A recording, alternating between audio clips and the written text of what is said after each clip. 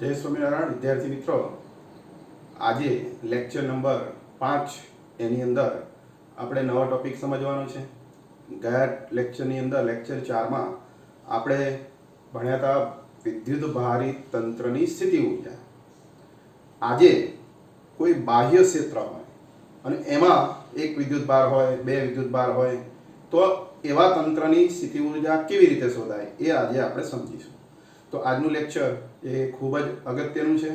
સારી રીતે એને ધ્યાનપૂર્વક સમજજો. ચલો, બાહ્ય ક્ષેત્રમાં સ્થિતિ ઊર્જા. તો આમાં આપણે વારાફરતી બે ટોપિક સમજીશું. પહેલા એકલ વિદ્યુત ભારની બાહ્ય ક્ષેત્રમાં સ્થિતિ ઊર્જા સમજીશું અને પછી બે વિદ્યુત ભારો હોય ત્યારે એની બાહ્ય ક્ષેત્રમાં સ્થિતિ ઊર્જા સમજીશું. તો હવે એકલ વિદ્યુત ભારની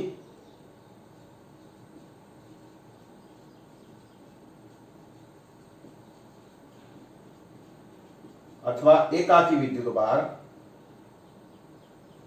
ની સ્થિતિ ઊર્જા પણ બાહ્ય ક્ષેત્રમાં યાદ રાખજો. વિદ્યાર્થી મિત્રો, તમે ચેપ્ટરની શરૂઆતમાં ભણી ગયા હતા કે ધારો કે કોઈ બાહ્ય ક્ષેત્ર E પ્રવર્તે છે કોઈ વિસ્તારમાં અને અનંત અંતરેથી એકમ વિદ્યુત ભારને જો ત્યાં લાવવામાં આવે ક્ષેત્રની વિરુદ્ધમાં, તો જે કાર્ય કરવું પડે છે એને કહેવાય છે વિદ્યુત સ્થિતિમાન. તો એવી રીતે વિદ્યુત સ્થિતિમાન આપણે ભણ્યા હતા. એના પરથી આપણે આ સ્થિતિ ઊર્જાનું સૂત્ર તારવીશું. તો આકૃતિ દોરીને સમજીએ તો આવી રીતે સમજી શકાય. ધારો કે આ કોઈ ઉગમ બિંદુ છે અને અહીંયા કોઈ બિંદુ P છે. હવે અહીંયા કોઈ બાહ્ય ક્ષેત્ર પ્રવર્તે છે અને અનંત અંતરેથી 1 કુલમ વિદ્યુત ભારને જો એ લાવવામાં આવે તો અહીંયા જે સ્થિતિમાન મળે, એટલે કે અહીં જે ઊર્જા કાર્ય કરવું પડે એ કાર્યને કહેવાય સ્થિતિમાન V. એટલે અહીંયા સ્થિતિમાન V હશે. અહીં બાહ્ય ક્ષેત્ર E હોય અને એની અંદર એકમ વિદ્યુત ભારને લાવવામાં આવે તો અહીંયા V સ્થિતિમાન જેટલું કાર્ય કરવું પડે. હવે જો આ P બિંદુનો સ્થાન સદિશ R હોય અને એકમ વિદ્યુત ભારને અહીં લાવવામાં આવે એટલે કે સ્થિતિમાન V છે તો આટલું કાર્ય કરવું પડે. પણ જો Q વિદ્યુત ભાર નહીં લાવવામાં આવે ક્યાં R અંતરે, એટલે કે બાહ્ય ક્ષેત્ર E માં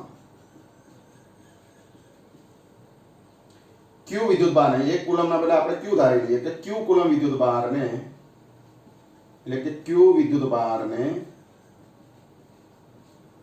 P પાસે એટલે કે R અંતરે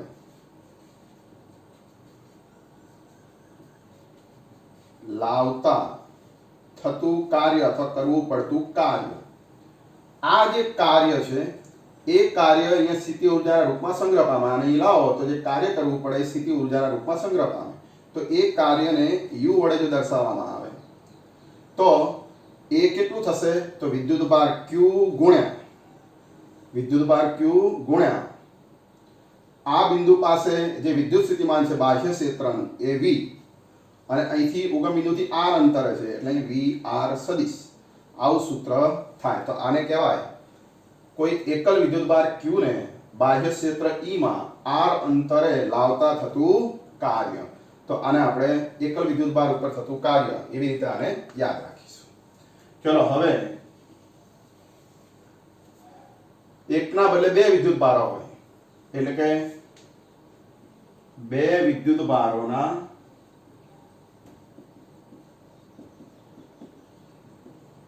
તંત્રની સ્થિતિ ઊર્જા.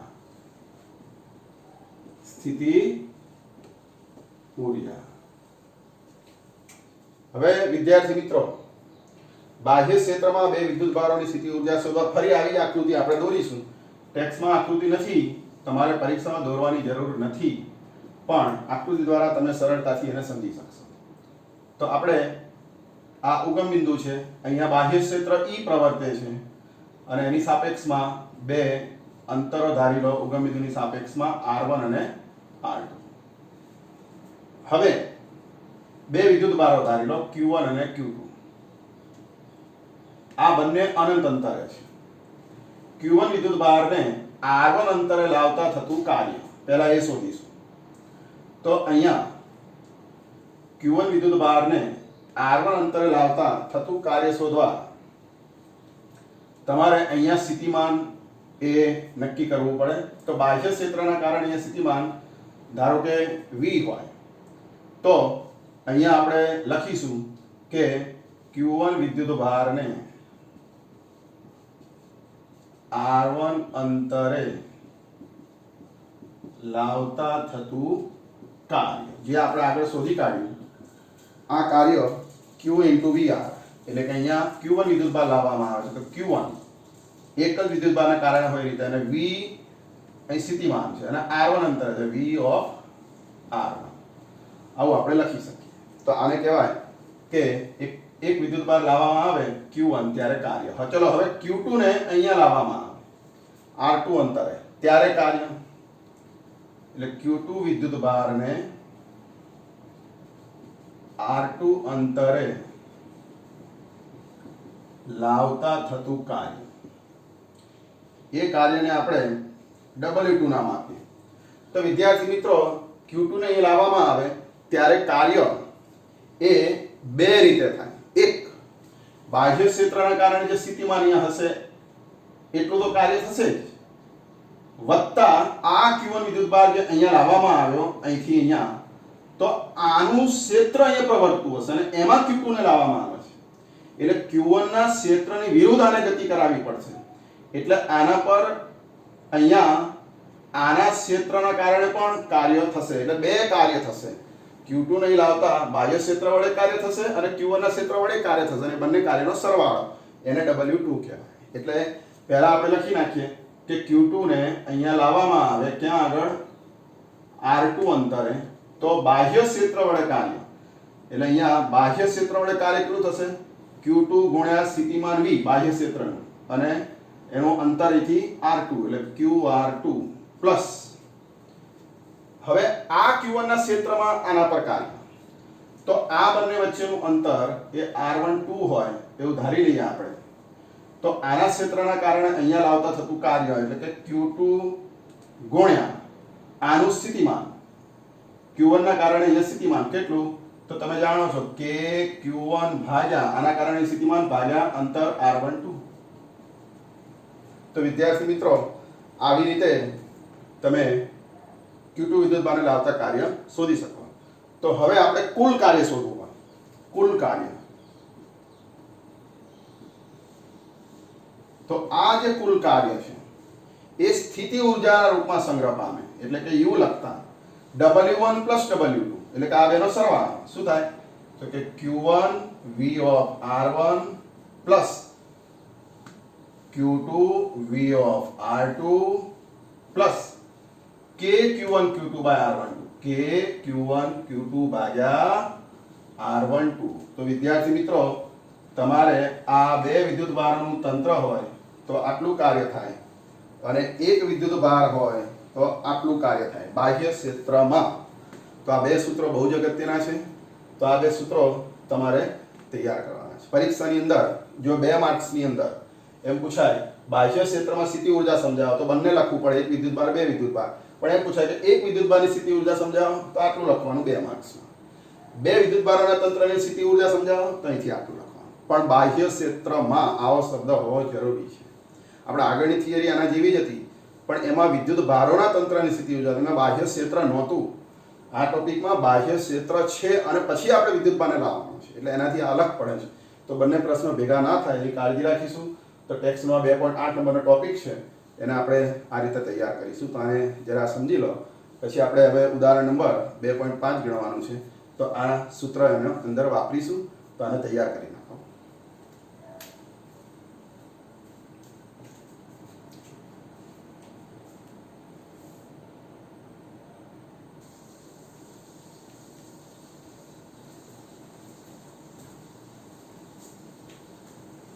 ચલો વિદ્યાર્થી મિત્રો, હવે આપણે ઉદાહરણ નંબર 2.5 ગણીશું. રકમ આ પ્રમાણે છે. યામ આપેલા છે -9 સેમી 00 અને 9 સેમી 00 સ્થાને રહેલા બે વિદ્યુતભારો 7 માઇક્રોકુલમ અને -2 માઇક્રોકુલમના તંત્રની સ્થિતિ ઊર્જા શોધો. બીજા નંબરે પૂછ્યું છે આ બે વિદ્યુતભારોને એકબીજાથી અનંત અંતરે જુદા પાડવા કેટલું કાર્ય, અને આ તંત્રને આ ક્ષેત્રમાં મૂકવામાં આવે A/R², જ્યાં A 9/10⁵ તો વિદ્યુત સ્થિતિ ઊર્જા કરી. 3 વસ્તુ આ દાખલામાં આપણે પૂછી છે.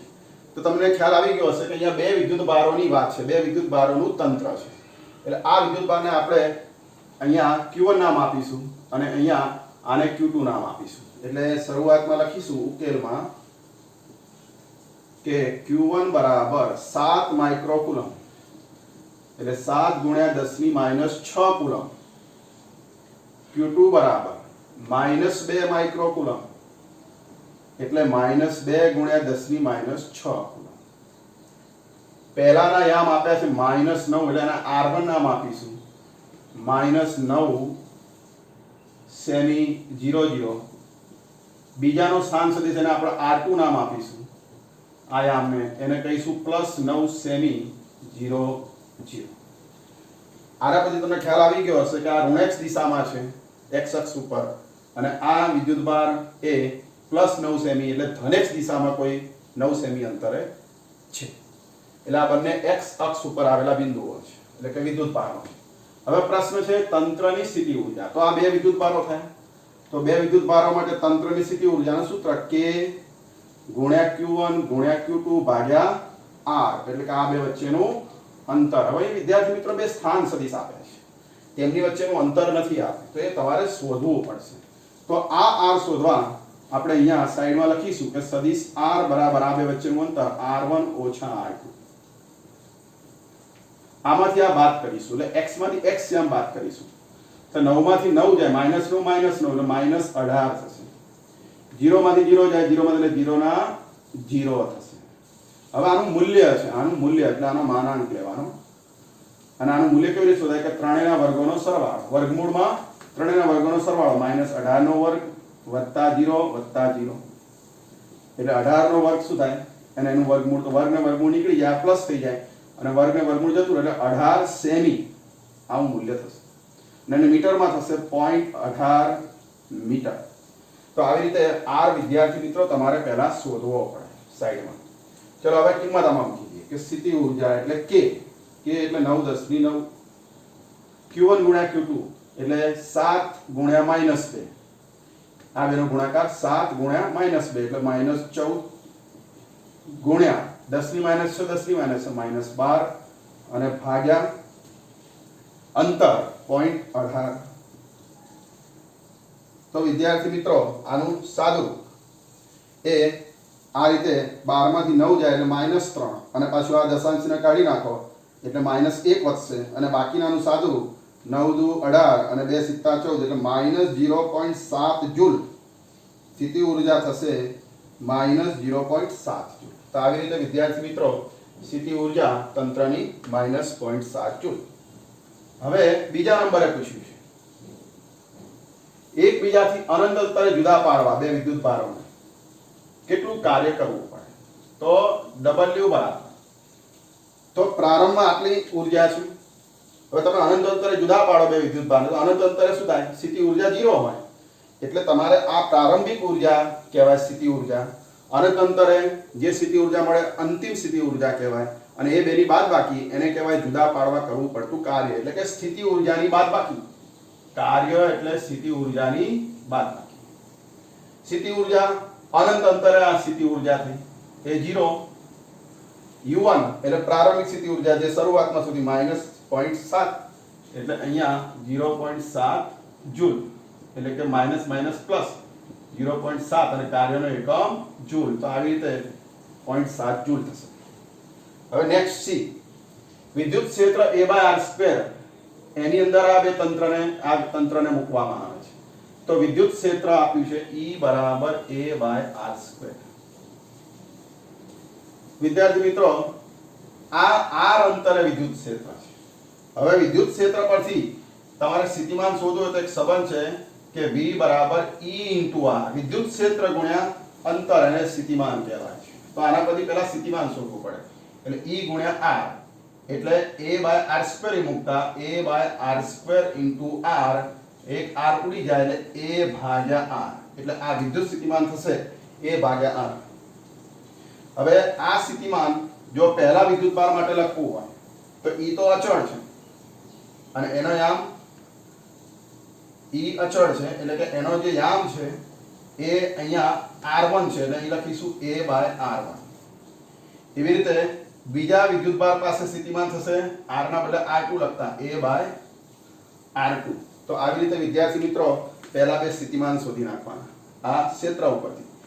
પહેલા વિદ્યુતભાર પાસે a/r1, બીજા પાસે a/r2. હવે આપણે આગળ ભણી ગયા કે આ બાહ્ય ક્ષેત્ર છે અને એમાં બે વિદ્યુતભારો એને મૂકવામાં આવે તો સ્થિતિ ઊર્જાનું સૂત્ર શું હતું તો આપણે આગળના ટોપિકમાં ભણી ગયા. એ સૂત્ર હું અહીંયા લખું છું, એ તમારે યાદ રાખવું પડશે.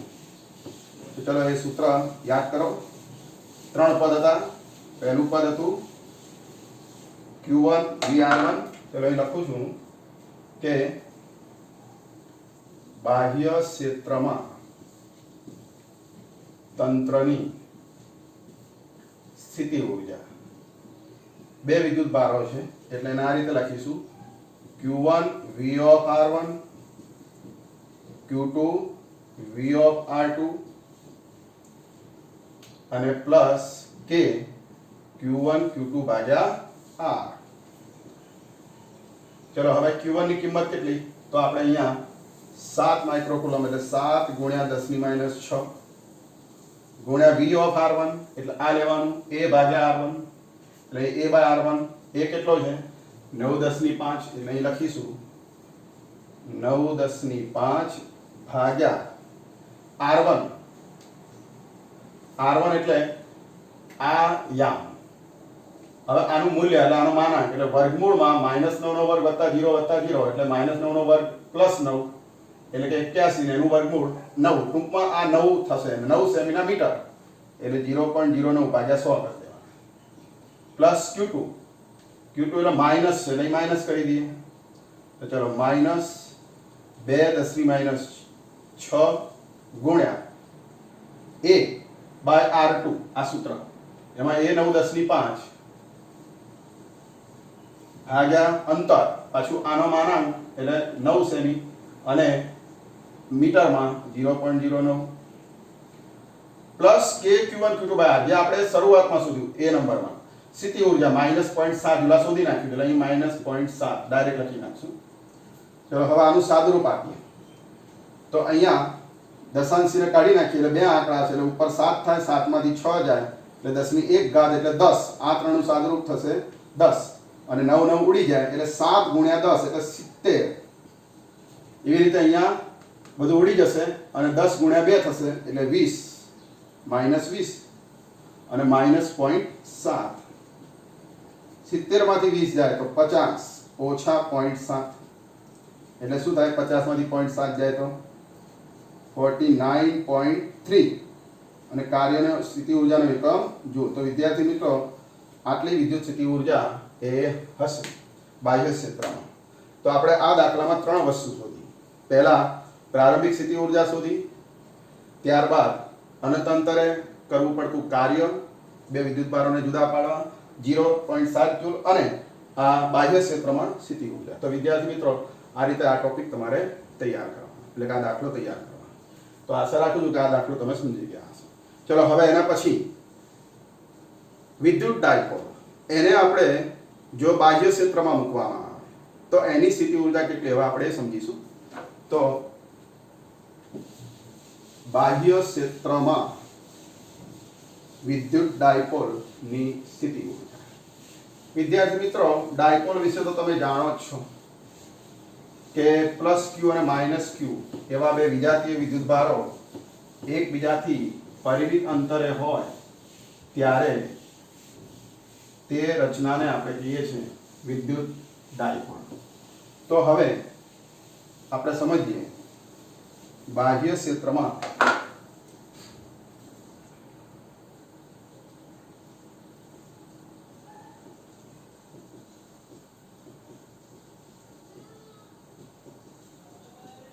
વિદ્યુત ડાયપોલની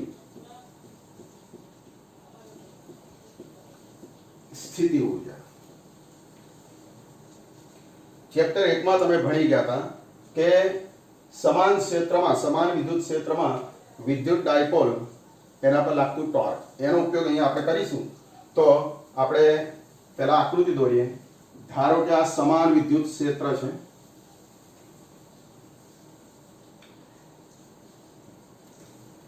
અને એ વિદ્યુત ક્ષેત્રની તીવ્રતા E છે. આ બાહ્ય ક્ષેત્ર છે.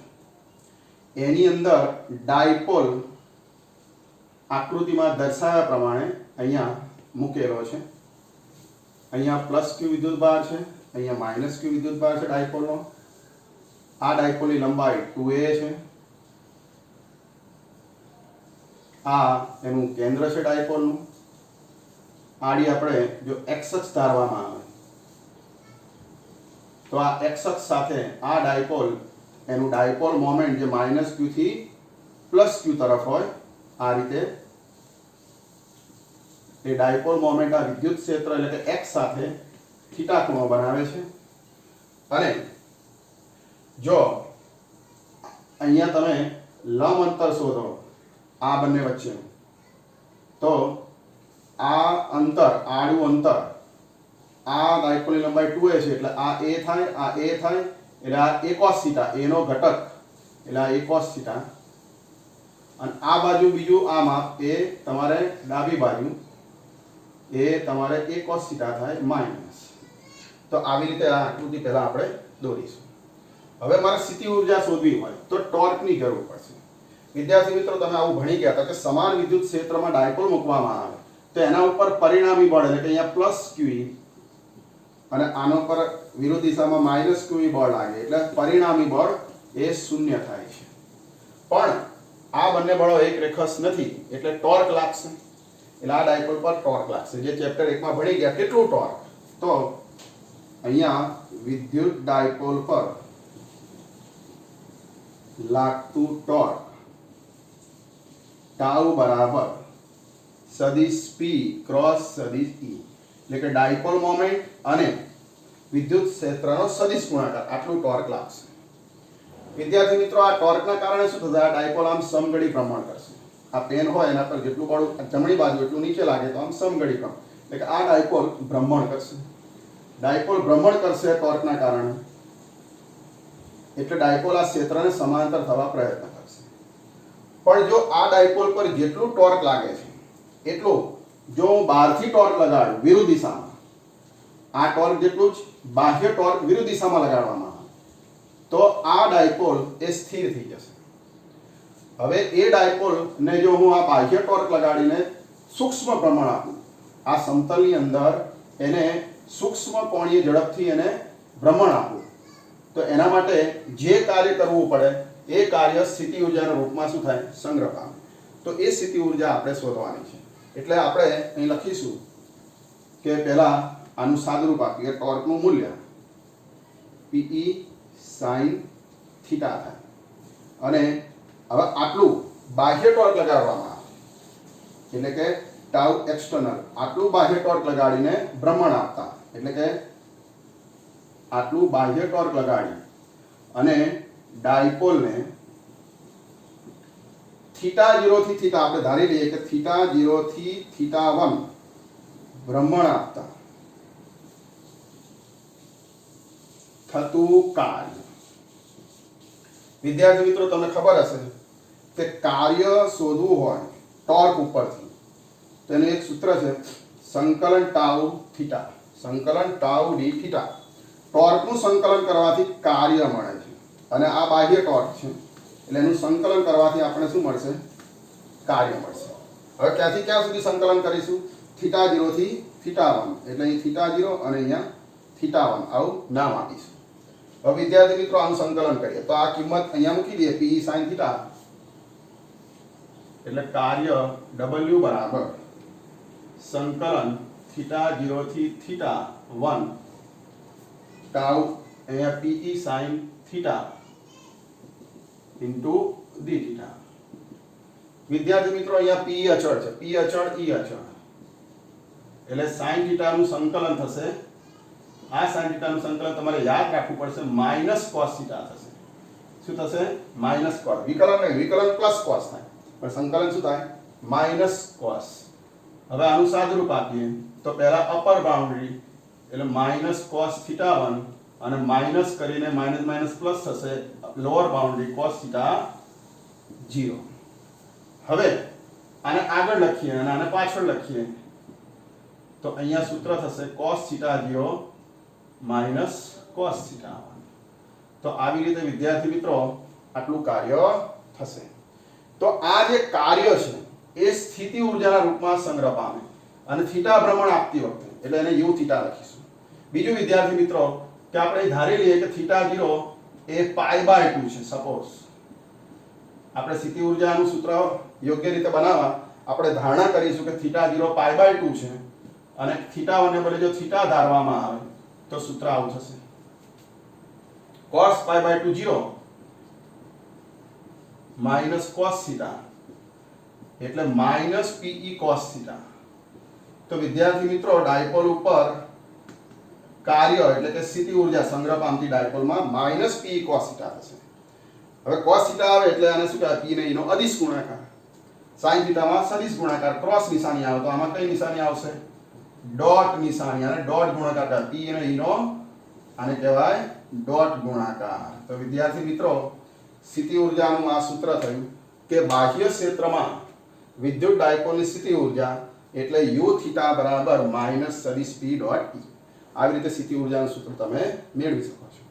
આના ઉપરથી વિદ્યાર્થી મિત્રો બે ત્રણ નાના નાના પ્રશ્નો પૂછાય છે કે જો ડાયપોલ ક્ષેત્રને સમાંતર હોય એટલે કે ડાયપોલ મોમેન્ટ ક્ષેત્રને સમાંતર આમ હોય તો થીટા 0 થાય તો સ્થિતિ ઊર્જા શું થાય?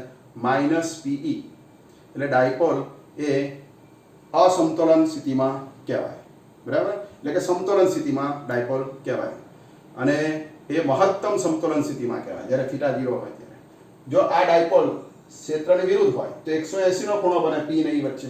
cos 180 -1 minus minus plus p થાય એટલે અહીંયા પ્લસ p એટલે ડાયપોલ એ મહત્તમ અસમતોલન સ્થિતિમાં કહેવાય. ટૂંકમાં ડાયપોલ એ મહત્તમ એ અસમતોલન સ્થિતિમાં કહેવાય. એવી રીતે જો થીટા π/2 લેવામાં આવે એટલે આમ લંબ રૂપે હોય તો સ્થિતિ ઊર્જા શું થશે? 0. એટલે એ સ્થિતિમાં ડાયપોલ એ અસમતોલન સ્થિતિમાં છે એવું કહેવાય. તો આવી રીતે તમારે આવા પ્રશ્નો આના પરથી પૂછી શકાય. ચલો હવે આગળ વધીએ કે આ સૂત્ર આપણે આગળ જે થિયરી ભણી ગયા કે ડાયપોલને શું કહેવાય? બે વિદ્યુત ભારોનું તંત્ર. તો એ બે વિદ્યુત ભારોના તંત્રની રીતે જો આ સૂત્ર મેળવવું હોય તો મેળવી શકાય. તો ચલો હવે એ મેળવીએ.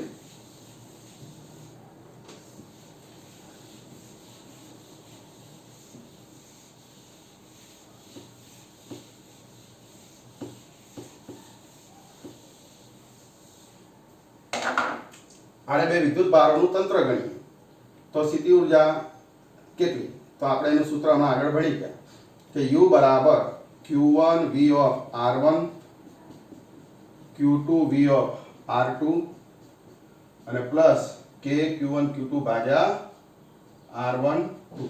આ સૂત્ર આપણે આગળની થિયરીમાં ભણી ગયા. હવે અહીંયા q1 ના બદલે શું લખીશું? Plus q. અહીંયા v of r1 એટલે અહીંયા આગળ સ્થિતિમાન પહેલા વિદ્યુતભાર પાસે બાહ્ય ક્ષેત્રના કારણે. ચલો q2 એટલે માઇનસ q લેવાનો. ડાયપોલમાં આ ધન વિદ્યુતભાર હતો ઋણ હોય એટલે minus q v of r2 plus k. આ પ્લસ q ને માઇનસ q એટલે એનો ગુણાકાર અને ભાગ્યા બંને વચ્ચેનું અંતર. કેટલું અંતર છે? આ 2a એટલે અહીં થશે 2a. તો વિદ્યાર્થી મિત્રો આ સ્થિતિ ઊર્જાનું સૂત્ર થાય. હવે આ સ્થિતિ ઊર્જાને આપણે u ડેશ થીટા એવું નામ આપીશું. u dash theta. હવે આનું સાદુરૂપ આપીએ તો q કોમન એટલે v of r1 minus v of r2. અહીંયા આગળ માઇનસ આવશે એટલે માઇનસ kq² ભાગ્યા 2a. હવે વિદ્યાર્થી મિત્રો આનો અર્થ શું થાય? તો આનો અર્થ એવો થાય કે સ્થિતિમાનનો તફાવત એટલે કે એકમ ધન વિદ્યુતભારને r1 અંતરેથી r2 અંતરે લઈ જતા એકમ ધન વિદ્યુતભારને r2 અંતરેથી r1 અંતરે લઈ જતા ક્ષેત્રની વિરુદ્ધ થતું કાર્ય. આનો મતલબ એવો થાય છે કે v of r1 minus v of r2. આનો મતલબ થાય કે એકમ વિદ્યુતભારને r2 થી r1 અંતરે લઈ જતા થતું કાર્ય. ચલો એ કાર્ય કેવી રીતે શોધાય? તો હમણાં આપણે આગળ શીખવાડ્યું કે કાર્ય એટલે વિદ્યુત ક્ષેત્ર ગુણ્યા એટલે કે વિદ્યુત ક્ષેત્રનું મૂલ્ય ગુણ્યા આ બંને વચ્ચેનું અંતર. એટલે કે આ બળ જે લાગતું હશે એ બળને સમાંતર આ r2 r1 વચ્ચેનું અંતર એટલે કે બળને સમાંતર અંતર, આવું સૂત્ર થશે. હવે કેટલું વિદ્યુત ક્ષેત્ર છે અહીંયા? E અચળ, એટલે E ગુણ્યા બળને સમાંતર અંતર, એટલે અહીંથી આ અંતર લેવાનું છે. તો આ a cos θ એટલે 2a cos θ, અને વિરુદ્ધ દિશામાં થાય છે આ, એટલે માઈનસ. હવે આ જે કિંમત છે એને આપણે અહીંયા મૂકી દઈએ આ સૂત્રમાં. એટલે હવે આપણું સૂત્ર થશે u ડેશ θ બરાબર q ગુણ્યા આ પદ, એટલે minus q e 2a cos θ આના બદલે, અને માઈનસ q સ્ક્વેર ભાગ્યા 2a. હવે વિદ્યાર્થી મિત્રો q * 2a ને શું કહેવાય? ડાયપોલ મોમેન્ટ p કહેવાય. e તો છે જ, એટલે માઈનસ pe cos θ અને minus q square by 2a. તો આ થયું u ડેશ θ. હવે વિદ્યાર્થી મિત્રો આ પદને તમે સમજો કે આ પદની અંદર q સ્ક્વેર બાય 2a એમાં બધું અચળ છે. k અચળ, q અચળ, 2a અચળ. જો આ બધું અચળ હોય તો શું થાય કે આને અચળાંક કહેવાય. અને સ્થિતિ ઊર્જાના સૂત્રમાં અચળાંકનું મહત્વ હોતું નથી. એટલે જો આ અચળાંકને કાઢી નાખવામાં આવે, અવગણવામાં આવે, તો આપણું સૂત્ર થાય u ડેશ θ બરાબર માઈનસ pe cos θ. તો આપણે આગળ જે સાબિત કર્યું ટોર્ક ઉપરથી આ સૂત્ર લાવ્યા હતા એના જેવું જ થયું. તો આ સૂત્ર, જે આગળનું સૂત્ર આપણે ભણ્યા એના જેવું જ થયું. ટૂંકમાં સ્થિતિ ઊર્જા આવી રીતે શોધી શકાય. તો વિદ્યાર્થી મિત્રો તમે સમજી ગયા છો કે સ્થિતિ ઊર્જા એ કેવી રીતે શોધાય. તો હવે બાહ્ય ક્ષેત્રમાં વિદ્યુત ડાયપોલની સ્થિતિ ઊર્જા એ આપણે બે રીતે શોધી. ટોર્ક ઉપરથી, એનું પણ આ સૂત્ર હતું માઈનસ p cos θ અથવા p ડોટ e, અને આ બે વિદ્યુત ભારોના તંત્રની જે સ્થિતિ ઊર્જાનું સૂત્ર છે એના ઉપરથી પણ આ સ્થિતિ ઊર્જા શોધી શકાય. તો આવી રીતે આ થિયરી બે રીતે આપણે યાદ રાખીશું. તો આને વૈકલ્પિક રજૂઆત કહેવાય. ક્ષેત્ર સ્થિતિ ઊર્જાનું સૂત્ર મેળવવાની આ એક વૈકલ્પિક રીત છે. તો આ રીતને આપણે શું કરીશું? યાદ રાખીશું અને સમજીશું.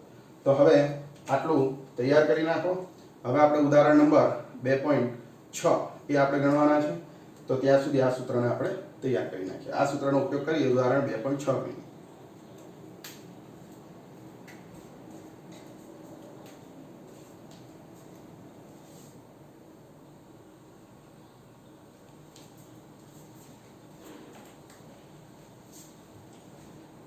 ચલો વિદ્યાર્થી મિત્રો, તમે સૂત્ર તૈયાર કરી નાખ્યું હશે સ્થિતિ ઊર્જાનું. એના પર આધારિત આ એક્ઝામ્પલ છે 2.6.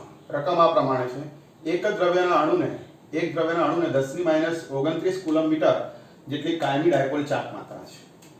એને એના 1 મોલ જથ્થાને 10⁶ વોલ્ટ પર મીટરના પ્રબળ ક્ષેત્રમાં એને ધ્રુવીભૂત કરવામાં આવે છે. ક્ષેત્રની દિશા એકાએક 60ના કોણે બદલવામાં આવે છે. તો આ ક્ષેત્રની નવી દિશામાં ગોઠવાતા મુક્ત થતી ઉષ્મા, ડાયપોલમાંથી મુક્ત થતી ઉષ્મા શોધવાની છે. તો વિદ્યાર્થી મિત્રો પહેલા પ્રારંભિક સ્થિતિ ઊર્જા શોધવાની, પછી ભ્રમણ આપ્યા પછી ડાયપોલને વિદ્યુત ક્ષેત્રમાં અંતિમ સ્થિતિ ઊર્જા શોધવાની, બેની બાદબાકી કરવાની, એટલે શું મળશે? સ્થિતિ ઊર્જાનો તફાવત. અને જેટલી સ્થિતિ ઊર્જામાં તફાવત ઉત્પન્ન થાય એટલી ઉષ્મા ઊર્જા ઉત્પન્ન થાય, ઉષ્મા મુક્ત થાય. સિમ્પલ દાખલો છે. ખાલી એક સ્થિતિ ઊર્જાનું સૂત્ર તમને આવડવું જોઈએ. એના માટે સૌપ્રથમ આપણે સંજ્ઞામાં લખી નાખીએ કે આ ડાયપોલ મોમેન્ટ આપેલું છે. કોનું? એક અણુનું. એટલે અહીં લખીશું એક અણુનું ડાયપોલ મોમેન્ટ.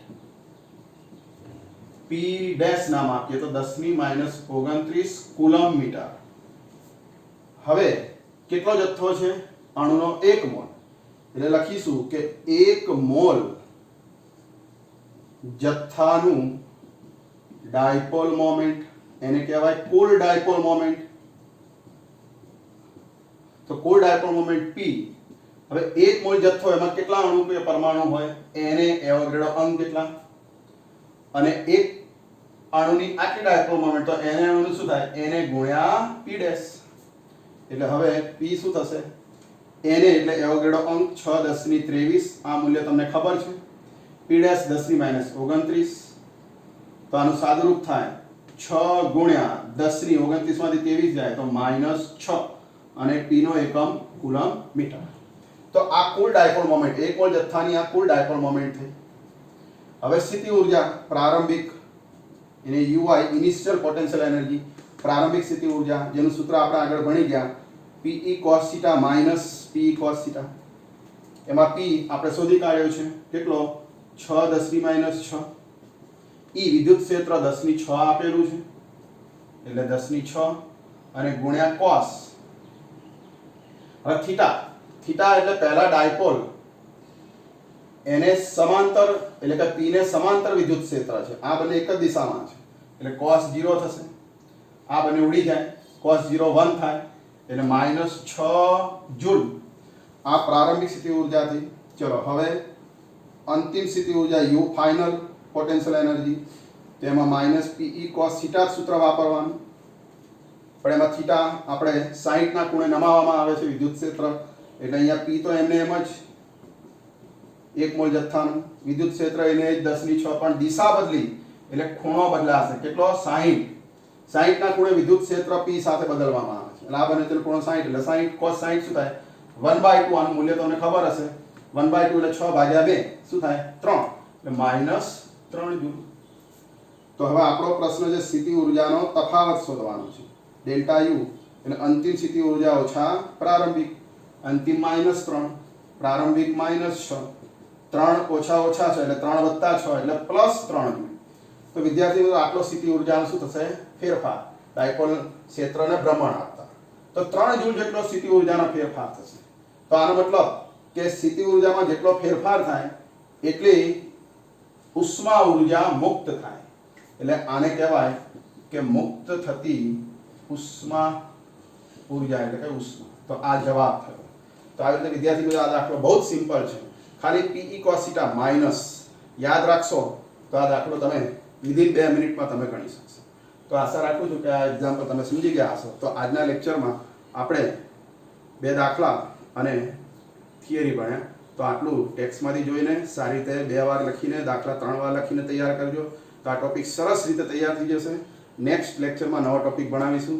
તો આજે આટલું રાખીએ છીએ. જય સ્વામિનારાયણ.